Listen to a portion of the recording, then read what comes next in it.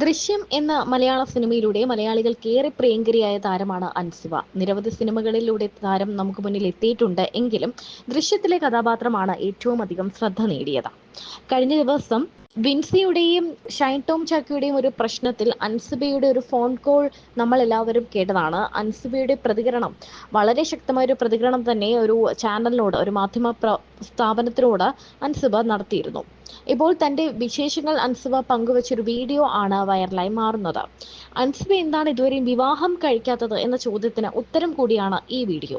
വരുന്നില്ല കേട്ടോ. അഞ്ചു അഞ്ചു എത്രയോ നാളെ കുറെ പേര് അഞ്ചു എന്ന് വിളിക്കാറുണ്ട്. പുറത്തേക്ക് പോകുമ്പോ അഞ്ചു ചേച്ചിയല്ലേ അഞ്ചു ചേച്ചിയല്ലേ എന്ന് ചോദിക്കും. എനിക്ക് അങ്ങനെ അഞ്ചു അഞ്ചു ഞാൻ പഠിച്ച അൻസിബ ഹസൻ അങ്ങനെ പഠിച്ചു വെച്ചേക്കായിരുന്നു. കാരണം എനിക്ക് അഞ്ചു അഞ്ചു ശരിക്കും എന്റെ പേര് അൻസിബ എന്ന് മാത്രമേ ഉള്ളൂ കേട്ടോ. പിന്നെ നമ്മുടെ ഈ ഫേസ്ബുക്കിലൊക്കെ സെക്കൻഡ് നെയിമും കൂടെ ഇടണമല്ലോ. അപ്പോൾ എന്റെ സെക്കൻഡ് നെയിം ഞാൻ ഫാദറിന്റെ പേര് ഇട്ടു അൻസിബ ഹസൻ. ഒഫീഷ്യലി അൻസിബ എന്ന് മാത്രമേ ഉള്ളൂ. അപ്പോൾ അങ്ങനെ കണ്ടപ്പോൾ എൻ്റെ പടം ഇറങ്ങി കഴിഞ്ഞപ്പോൾ എൻ്റെ ഫേസ്ബുക്ക് പേജ് നോക്കിയപ്പോൾ അൻസിബ ഹസൻ കിടക്കുന്നുണ്ട്. അങ്ങനെ പിന്നെ എല്ലാവരും അൻസിബ ഹസൻ. ഞാൻ വിക്കിപീഡിയ നോക്കിയപ്പോൾ അങ്ങനെയായിരുന്നു കണ്ടത്. അതെല്ലാത്തിലും അങ്ങനെ കിടക്കണേ.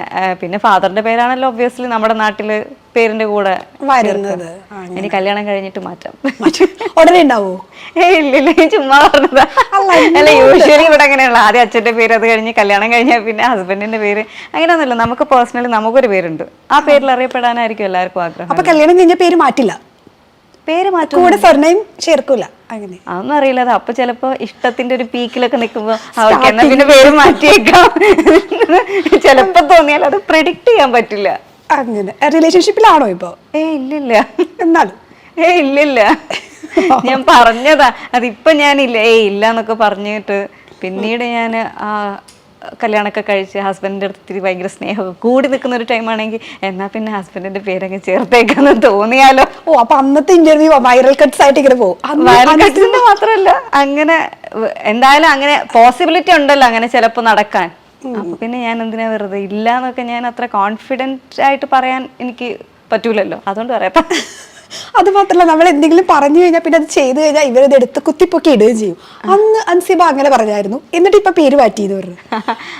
പിന്നെ ഒന്നും ചെയ്യാൻ പറ്റൂല. നമുക്ക് ഇതേമാതിരി നമുക്ക് പലതും നമുക്ക് കീപ്പ് ചെയ്യാൻ പറ്റില്ല. മാക്സിമം കീപ്പ് ചെയ്യാൻ പറ്റുന്ന കാര്യങ്ങൾ പറയാ, അല്ലാത്തത് പറയാതിരിക്കാൻ ഞാൻ ശ്രമിക്കാറുണ്ട്. അങ്ങനെ ഇപ്പൊ പറഞ്ഞില്ലേ കുറച്ച് ഹൈപ്പർ ആവത്തില്ല എന്ന് പറഞ്ഞില്ലേ, ഇൻട്രോവേർട്ട് ആണോ? ഞാൻ ഇൻസ്റ്റാഗ്രാം നോക്കിയപ്പോ ഹാപ്പി ടു ഇൻട്രോവേർട്ട് എന്ന് പറഞ്ഞിട്ട് കണ്ടായിരുന്നു. അതിനകത്ത് ഹാപ്പിലി ബീയിങ് ഇൻട്രോവേർട്ട്. അതെ. അതെന്താന്ന് വെച്ചാല് ഞാൻ അധിക പേരെയും കണ്ടിട്ടുള്ളത് എപ്പോഴും ഗ്യാങ് ആയിട്ട് നടക്കുന്നവരാണ്. അപ്പോൾ എന്താ പറയാ, അവരെല്ലാം ഗ്യാങ്. ഇപ്പം ഞാൻ സ്കൂളിൽ പഠിക്കുന്ന സമയത്തും എല്ലാവരും എൻ്റെ ഫ്രണ്ട്സാണ്. എൻ്റെ ക്ലാസ്മേറ്റ്സ് ആണെങ്കിലും വേറെ ക്ലാസ്സിലുള്ളവരാണെങ്കിലും അങ്ങനെ കുറേ പേര് എല്ലാവരും ഫ്രണ്ട്സാണ്. പക്ഷെ എനിക്ക് അങ്ങനെ ഒരു ബെസ്റ്റ് ഫ്രണ്ട് എന്ന് പറയാനായിട്ട് എനിക്ക് പണ്ടും ഇല്ല, ഇപ്പോഴും ഇല്ല. ഞാനെല്ലാം പറയുന്നത് എൻ്റെ ഉമ്മയുടെ അടുത്ത് പറയും, എൻ്റെ അനിയത്തിയുടെ അടുത്ത് പറയും. അങ്ങനെ അവരാണ് ശരിക്കും ഭയങ്കര ക്ലോസ്. അവരുടെ അടുത്ത് ഞാൻ എല്ലാം പറയും. അല്ലാതെ എനിക്കൊരു ബെസ്റ്റ് ഫ്രണ്ട് എന്ന് പറഞ്ഞിട്ട് ഒരാളുടെ പേര് പറയാറില്ല. എല്ലാവരുമായിട്ട് ഞാൻ ഫ്രണ്ട്ലി ആണ്.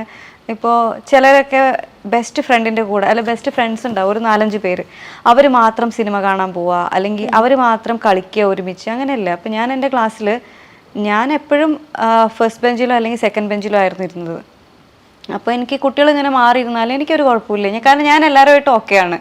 എനിക്ക് ഇന്ന ആളുടെ അടുത്ത് ഇരിക്കണം എന്നുള്ള ഒരു പ്രശ്നമില്ല. ബാക്കിയുള്ളവർക്ക് ഇപ്പോൾ ഒരു ടോയ്ലറ്റിൽ പോകണമെന്നുണ്ടെങ്കിൽ എടി നീ കൂടെ വരും, അങ്ങനെ ഒരാൾ കൂടെ വേണം. എനിക്കത് വേണ്ട, ഞാൻ ഒറ്റയ്ക്ക് പോയി വരും.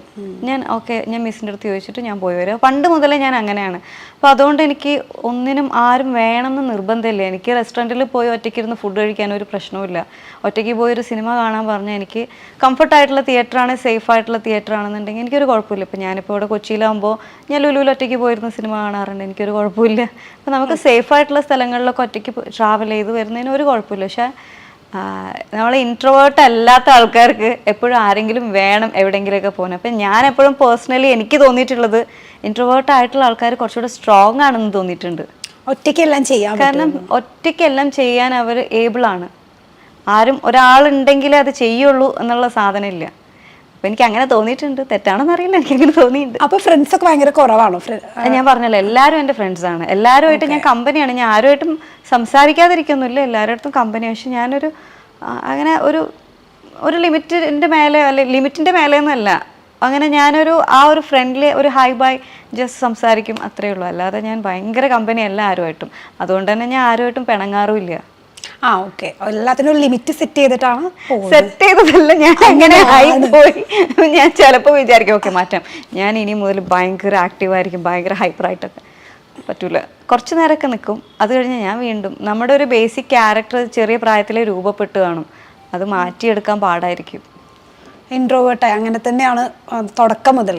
ഞാൻ ചെറുപ്പം തൊട്ടേ, ഞാൻ പറഞ്ഞല്ലോ, ഞാൻ ചെറുപ്പം തൊട്ടേ എനിക്ക് എല്ലാവരും ഫ്രണ്ട്സാണ്, എല്ലാവരോടും സംസാരിക്കും. എനിക്കങ്ങനെ പ്രത്യേകിച്ച് ഞാൻ പറഞ്ഞപ്പോൾ വാഷ്റൂമിലൊക്കെ പോകാനാണ് നമുക്ക് ക്ലാസ്സിലൊക്കെ ഉള്ള സമയത്ത് എപ്പോഴും ഒരു ഫ്രണ്ടിനെയും കൂട്ടേ പോകുള്ളൂ. ഇൻ്റർവെൽ സമയത്തൊക്കെ തോള് കൈയിട്ട് ഇങ്ങനെ നടക്കും, കൈയൊക്കെ പിടിച്ച് അങ്ങനെയൊക്കെ നടക്കും. എനിക്ക് അങ്ങനെ ഒന്നുമില്ല. എനിക്കിപ്പോൾ എൻ്റെ അടുത്ത് വന്നിട്ട് ചില കുട്ടികളൊക്കെ ഭയങ്കര ഫ്രണ്ട്സ് ആയിരിക്കും, അവർ പിണങ്ങുമ്പോൾ അവർക്ക് ആരും ഉണ്ടാവില്ല കൂട്ട്. അപ്പോൾ എൻ്റെ അടുത്ത് വന്നിരിക്കും, ഇവിടെ ഇരുന്നോട്ടെ. ഞാൻ പറഞ്ഞാൽ ഓക്കെ. അപ്പോൾ ഞാൻ പുറത്ത് പോകുമ്പോൾ എൻ്റെ കൂടെ വരും കളി. പിന്നെ 2 ദിവസം കഴിഞ്ഞ് അവർ വീണ്ടും നന്നാവും. അപ്പോൾ ഈ വന്ന പുതിയ ഫ്രണ്ട് തിരിച്ച് അങ്ങോട്ട് തന്നെ പോകും. പക്ഷെ എനിക്കത് ഫീൽ ചെയ്യാറുമില്ല. അയ്യോ 2 ദിവസം എൻ്റെ അടുത്ത് ഭയങ്കര ഫ്രണ്ട്ലി ആയിരുന്നിട്ട് ഇപ്പൊ വീണ്ടും നന്നായപ്പോൾ മറ്റേ ഫ്രണ്ടിന്റെ അടുത്ത് പോയല്ലോ, അങ്ങനത്തെ കുഴപ്പവും എനിക്കില്ല.